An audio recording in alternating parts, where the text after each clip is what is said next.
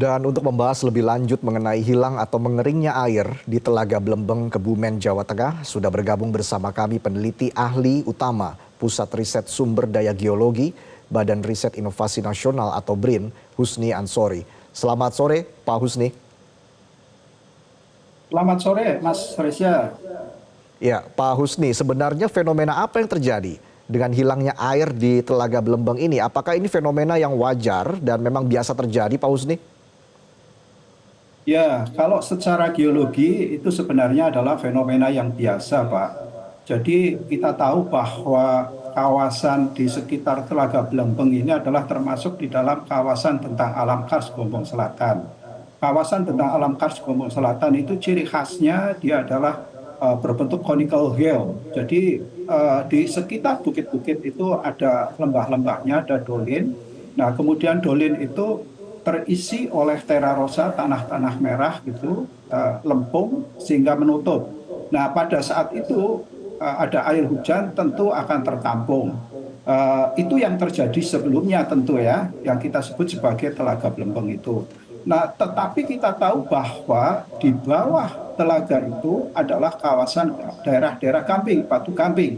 Nah, Batu Gamping itu di daerah ini cukup banyak sungai-sungai bawah tanahnya. Nah, sungai bawah tanah tentu di situ ada proses-proses pelarutan dan gamping adalah unsur atau batuan yang mudah larut sebenarnya, unsur kalsiumnya. Sehingga dia sering sungai-sungai bawah tanah itu bisa semakin melebar. Kemudian juga kadang-kadang di situ kalau sudah ada perubahan gradien hidrologi di dalamnya, bisa jadi di situ kemudian terjadi runtuhan. Nah, runtuhan itulah yang kemudian terjadi di tempat ini. Dan itu sering juga kalau dari sisi bentuknya itu kita sering bisa menyebutnya ini sebagai semacam simbol tetapi tidak terlalu besar gitu ya. Jadi ini fenomena yang saya kira dari sisi geologi adalah fenomena yang wajar saja. Jadi tetapi memang perlu diantisipasi terkait kedepannya dan lain sebagainya. Demikian Mas Reza. Baik, Pak Husni, tapi hilang atau keringnya telaga tersebut itu kan berjalan hanya dalam waktu 1 malam begitu, Pak Husni. Ini apakah memang terjadi sebuah pergeseran tanah yang begitu besar di bawah telaga seperti sinkhole begitu ya, yang mengakibatkan air turun langsung ke dasar tanah atau seperti apa prosesnya, Pak? Ya, saya percaya bahwa di bawah itu ada sungai-sungai bawah tanah. Ya, buktinya itu sering di bagian-bagian timur di sekitar Watu Kelir itu keluar mata air yang cukup banyak di bagian timurnya. Jadi pasti ada proses-proses katakanlah lubang di dalam mata air di dalam sungai bawah tanahnya itu kemudian dia tererosi terus-menerus di dalam kurun waktu yang lama, akhirnya tidak kuat, dia ambrol. Nah, begitu ambrol, ya kita lihat kan itu membentuk lubang yang cukup lebar. Ya, sehingga tentu air di situ langsung masuk ke dalam ya, karena di dalam ada sistem saluran bawah tanahnya atau sungai bawah tanahnya, maka air itu mengalir dengan cepatnya di bawah tanah di sana, di bawah kawasan-kawasan kars. Itu kalau kita lihat kan bagian paling bawah itu warna putih. Warna putih itu kan gampingnya itu. Kemudian di atasnya itu ada tanah yang merah, itu adalah terra rosanya. Kemudian di bagian atasnya itu adalah tanah yang kehitaman, itu adalah yang mengandung biasanya unsur-unsur organik. Jadi dasarnya itu gamping, nah gamping itu rontoh lah gitu. Baik, artinya seluruh makhluk hidup di telaga itu tersedot semua ya, Pak, ke sungai Ya, bawah tanah betul, tadi? betul. Ya, itu tersedot masuk ke dalam sungai bawah tanah.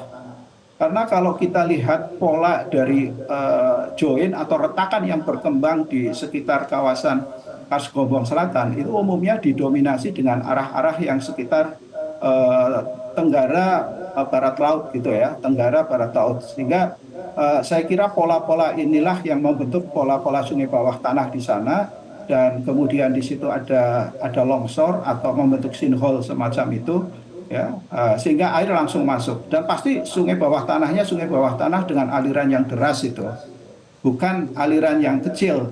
Dan ini saya kira akan menjadi memperbesar sungai bawah tanah di bagian-bagian bawahnya itu.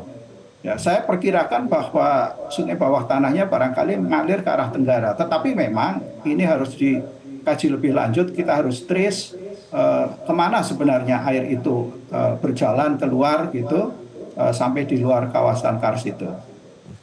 Apakah fenomena ini bisa berlanjut atau ini adalah sebuah pertanda dari fenomena-fenomena lainnya begitu, misalnya gempa bumi atau fenomena lainnya, seperti apa Pak Husni melihatnya? Saya kira ini pelarutan biasa ya, tidak ada kaitannya dengan gempa bumi, tidak ada. Jadi ini satu proses pelarutan yang saya kira normal di dalam daerah-daerah kars semacam itu. Ini yang ke depan barangkali akan bisa terjadi kan proses-proses pelapukan itu akan berjalan lagi di sekitarnya. Kemudian nanti akan membentuk lempung. Lempung itu bisa jadi dia menutup lubang-lubang di situ ya. Bisa jadi barangkali juga masih tetap larut terus. Nah, kalau tetap larut terus itu berarti nanti akan memperbesar lubang yang ada di situ. Nah, ini yang sebenarnya harus dikaji lebih lanjut, seberapa besar sebenarnya lubang di bawah telaga itu dan kemana air itu mengalir. Ya. Jadi ini yang harus ditrace sebenarnya untuk antisipasi ke depannya. Tetapi ini tidak ada kaitannya saya kira dengan katakanlah gempa bumi dan lain sebagainya, tetapi lebih mengarah proses pelarutan biasa, kemudian diikuti katakanlah longsoran atau runtuhnya tebing di dalam sungai-sungai bawah tanah itu sehingga memperlebar itu.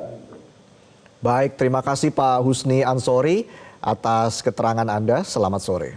Jelajahi cara baru mendapatkan informasi. Download Metro TV Extend sekarang.